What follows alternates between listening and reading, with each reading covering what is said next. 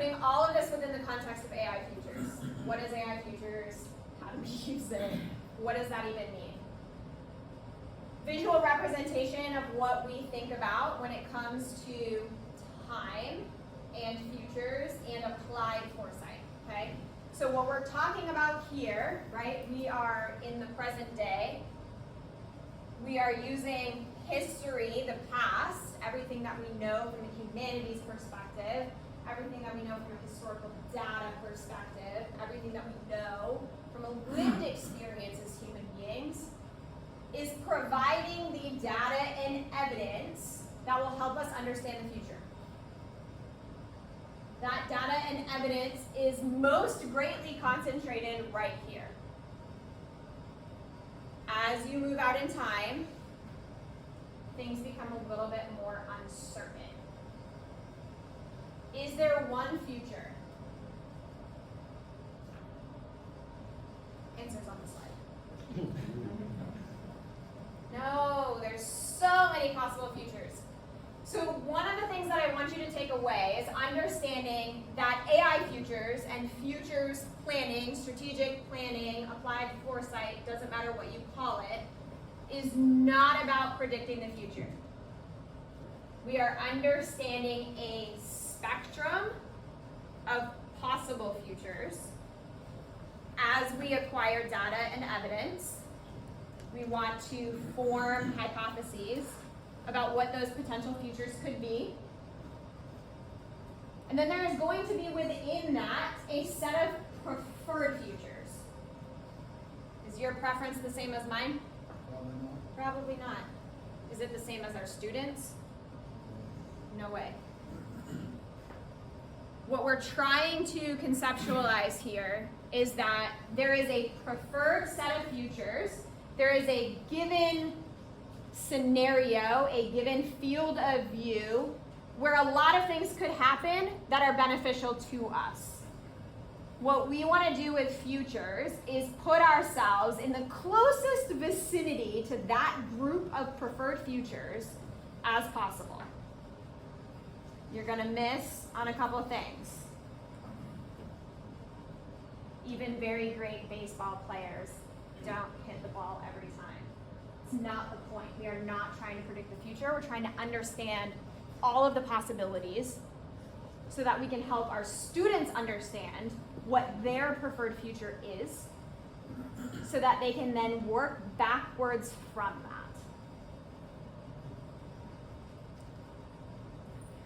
All right. Easiest way to describe futures, what it is and what it is not. It is not land nav, it's orienteering. We are not trying to move out on a specific path. We're trying to understand every route we can possibly take. How many people use Waze? Hate Waze. Come on, man.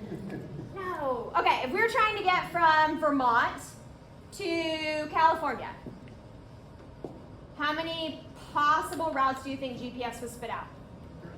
3, maybe. What if you want to avoid tolls? It's one of your constraints. What if you want to see the largest check egg in the United States, in the world, in Kansas? I don't know. It's there. Google it. Lots of things in the United States to see between here and California. You want to stop on some of those things.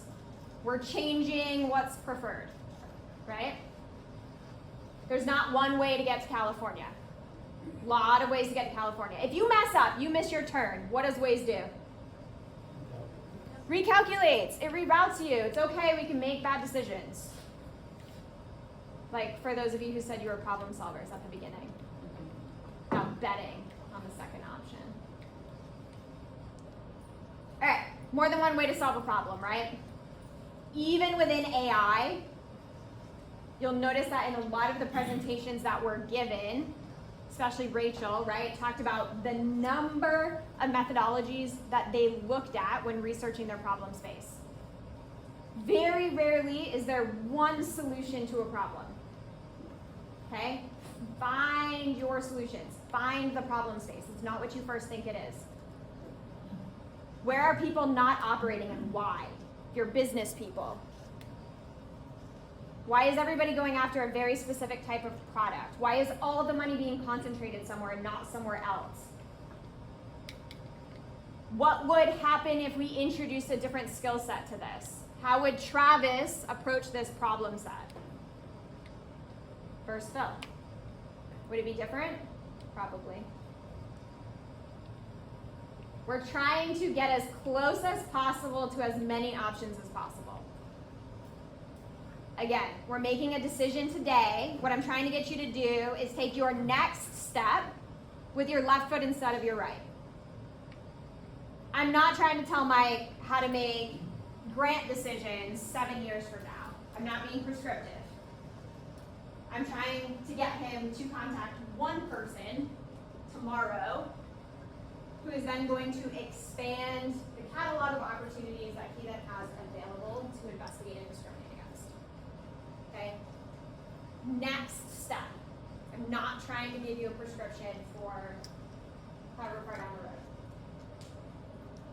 We're futurists, not fortune tellers. What's beneficial about this perspective? It's adaptive. What else? Proactive. Do you guys like it when the weatherman tells you that it's going to be sunny today and then you pop outside and it's raining? People really hate it when you predict things and you're wrong. We don't need to predict anything. All right, so we're going to talk about a couple different possible futures, right? How many of you know anything about mergers and acquisitions? You ready to redeem yourself? Yeah. Original equipment manufacturer. All right. Mergers and acquisitions, there's an acquisition strategy called a string of pearls. What do you think that means for the non-expert in the room? Because he has the answer. Google it if you need it. I'll give you a moment. I don't. Purposefully delaying right now, just for you. Somebody guess. Find resources that somehow have a connectivity between. Yes. We're making a bunch of little decisions that eventually get us to a place where we have a competitive advantage. We don't need to buy something on the scale of Meta, right? Maybe we just need to make 8 different M&A decisions that get us to where we want to be, right? All right, so we're going to do a little string of pearls activity. You're going to see boxes pop up. Everybody needs to call out how you think those 2 boxes are related, okay? How are these 2 things related? Quick answers, speed rounds, we trust each other. You can say really dumb shit and I promise I won't care. Additional device. Say it again. Additional device. All right, how does that change when I add this into the mix? How are these 3 things related? Security. Say it again. Security. Security, okay. What about when you add 5G? Okay. All of these things are looking at how different identities are interconnected. Whoops. Privacy. We might want to understand how each of those connections influences our privacy. Say it again. Data insight. Okay. Starting to get a little bit tricky. Real big monkey wrench. How does Roblox fit into all of this? Okay. We're exploring the edges here. Say whatever you think. Commercialization, revenue generation. Okay. Anybody know somebody who's done a concert in a virtual environment? Me either. Just want to know if you know. Clear. Who has clear? Efficiency. Time matters.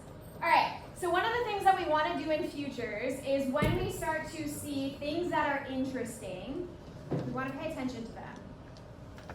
Most of the time, these interesting things are not necessarily relegated to one specific domain, right? As we collect new things, we want to change our assumptions. We want to change our hypotheses, right? So these are all disparate signals in a cluster of about 120 signals that my team is tracking right now around quantified self. Has anybody heard that term before? Of course. See? Be confident, human performance. All right. So imagine a world where there is so much data collected on you as an individual that you have the capacity to opt in to some synthetic version of who you are, and that person helps you out. You're in a meeting, you don't know the answer. You don't know what an OEM is. These are the types of things that we want to start creating scenarios around. How could these things manifest? Why is it important? On the left side, right, we talked about security, we talked about identity. How does that change when I can hack into your Apple Watch and know a massive amount of health indicators? From a threat perspective, why would that scare you? A threat to myself? Or Sure, doesn't matter. Well, the first thing would be, you're wrong.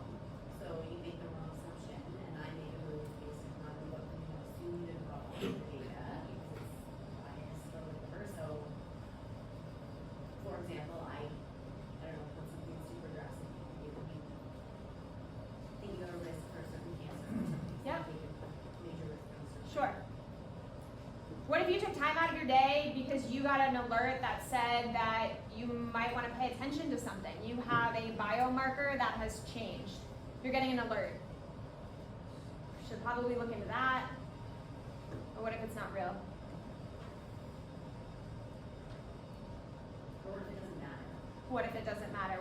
What if now the only purpose I had to hacking into that was just to waste your time? To distract you so I could ask your grandfather for money. Correct. As we create all of these data points, right, so quantified self is the idea that we are creating massive amounts of data points that are easily accessible by all of these companies who are all selling our data to other companies to build all of these algorithms that we are now all reliant on. All of those data points matter. They're all bits of information that somebody can use against you, right? I can hack you, essentially, with just 4 bytes of information, roughly equivalent to a 4-letter word. That's kind of scary. Probably have some students who are interested in figuring that out. All right, right to repair. Everybody know what this is? Okay? Highly related. You own the thing you buy. You own the thing you buy. What's unique about Patagonia? They'll fix anything. Yes. They will fix anything. Ironically, that's not actually the thing that's interesting to this slide. How are these two things related? Environmental impact. Okay? Longevity research. Did you see my slides in advance?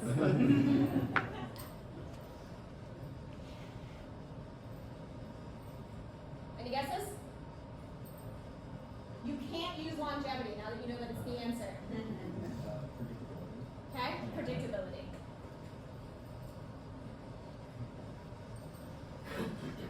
Optimization. Where are we going with this?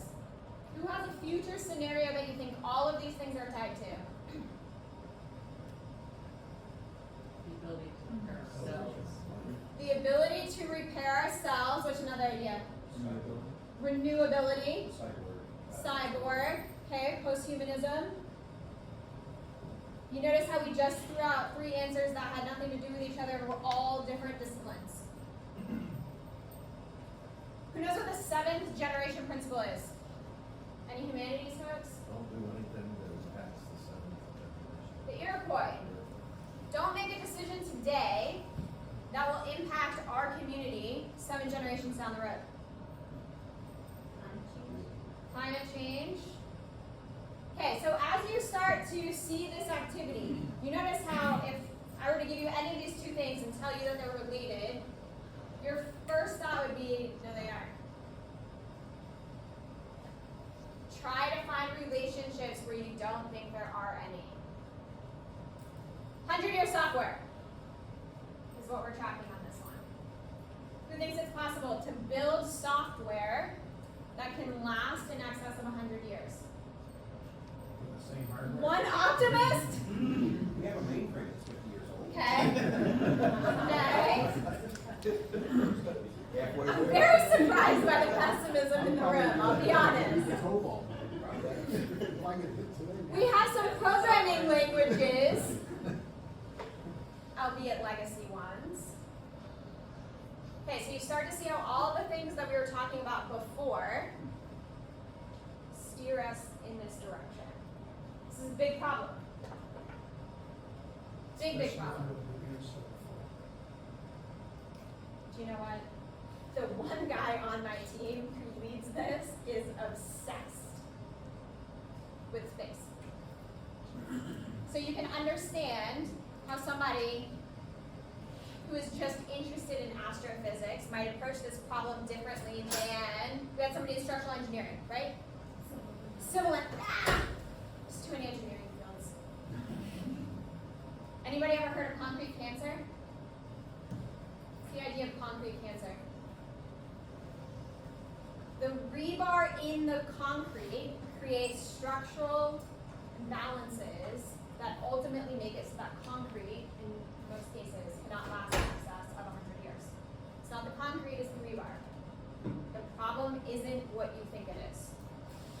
Okay, how does this matter, right? We're talking about predictive maintenance is a thing right now. Some of you have it on your vehicles, we use it in the military. How do we apply predictive maintenance to the algorithms themselves? How do we leverage biological analogs? Ali talked about it this morning. We can look to nature to solve a lot of these problems. How do we leverage that and apply it to a different domain? The flip side to this is the problem that our students care about. We are building things that barely last 2 years before those programs are sunset, and we have to develop them again because the clock speed of the AI industry is 18 months. Students care about that. Tech debt. What does that mean? Everything we build has to be maintained, right? There is a cost to maintaining your vehicle. You have to change out the tires, you have to get the oil, you have to do all of these things. You're gonna run over a nail, it's gonna piss you off, you're gonna be late to work. It's not good. Code is no different. Costs a lot of money to sustain bad code. Students care about these things.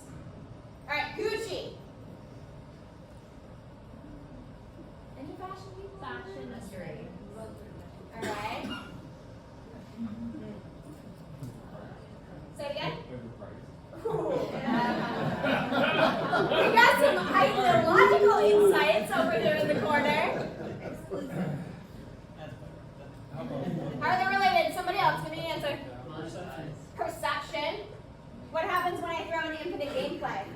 How many of you play a video game that has infinite gameplay? Okay, what's a video game? That's a Breath of the Wild. It's Okay. Link of Zelda. What's the idea of infinite gameplay? You can do whatever you want. There's no end to the map.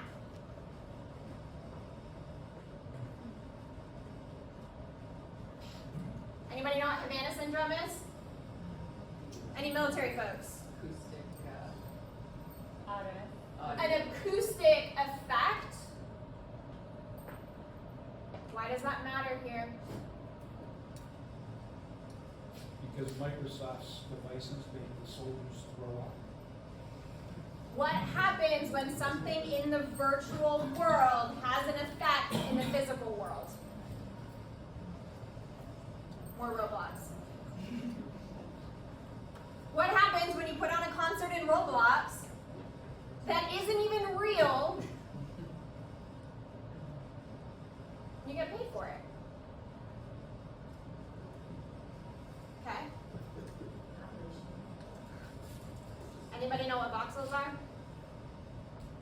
Everybody break out your phone and Google it. First one to the answer wins. You don't win anything, I'm so sorry. The right to see.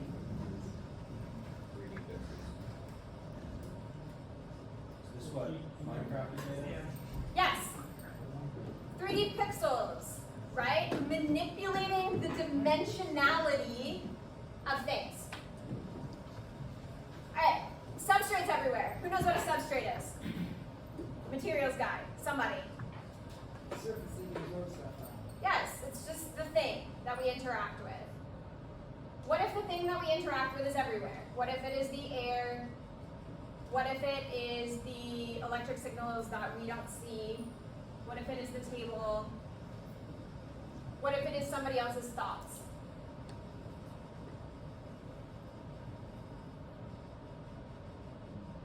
Which types of students do you think would be interested in this problem? Philosophy, psychology, Nursing. say it again, Nursing. nursing, yes. Notice how we're calling out every discipline that we have. How do we find problems that any student on campus wants to solve? How do we extrapolate it out from where am I on the globe, from I need to exploit more overhead satellite imagery, to how do we manipulate dimensionality in the future? Oh, I'm gonna have to actually play this one. All right.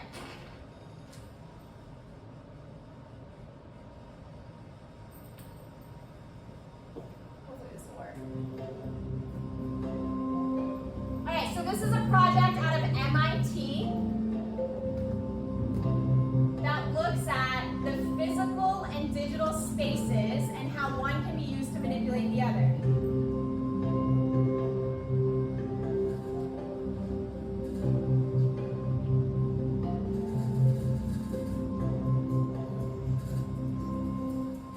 How many of you have seen something like this before? Raise your hand.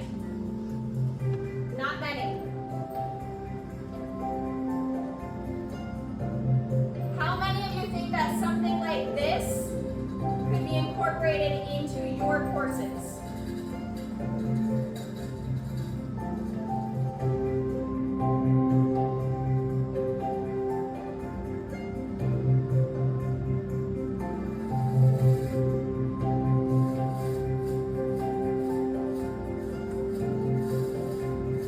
Had any of you heard of the Tangible Media Group before today? Okay. When do you think this was developed? What year?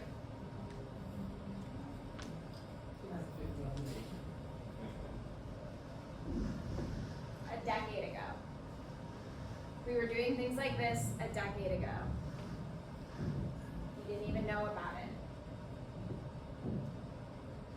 Imagine where that team is today. This is what they were doing 10 years ago. All right. Change happens naturally. We're all human beings. Behavior matters. Needs matter. Usually if you're trying to understand something, if you look at the behavior and the need behind it, you'll probably get closer to the problem space. But the future can be shaped. A couple things I want you guys to take away from this.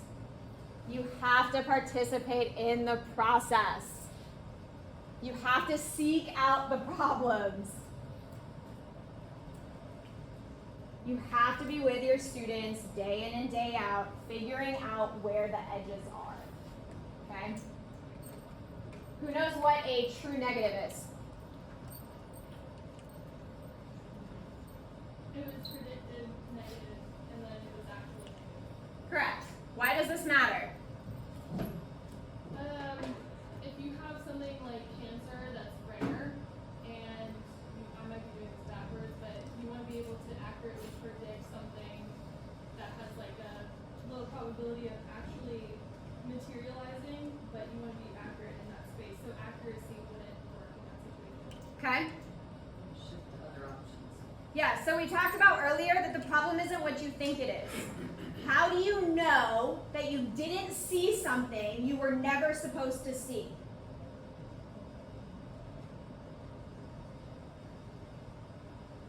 If I'm looking at drone feeds from Afghanistan in 2017, and I'm looking at a field, and there's no truck that goes by, there is no person that walks through that field, how do I know that I was never supposed to see that person? It's really hard. It's way harder than saying, hey algorithm, this is a truck. Okay? We're not always thinking about what the false and true positives are. We're not always thinking about this is a truck or this is not a truck, or this is a car and this is a motorcycle and this is a truck. We want to think about the negative space, the stuff around the thing that everybody thinks the problem is. Last thing I want you to take away, make decisions today that maximize your decision space down the road. We need students architecting things today that make it so that we can solve increasingly complex problems in 2032. Somebody has to develop the NVIDIA hardware. Somebody has to take a GAN that is used for images and think, be kind of cool if we use that for languages. Be kind of cool if we solved a medical problem using ELIN. But in order to solve those problems in 2032, we have to make decisions today that ensure that we have the resources to do it. So that's what I want you all to walk away with. Love talking about this stuff. Hit me up. I think if you all like me enough, I'll be here in the spring. Any questions?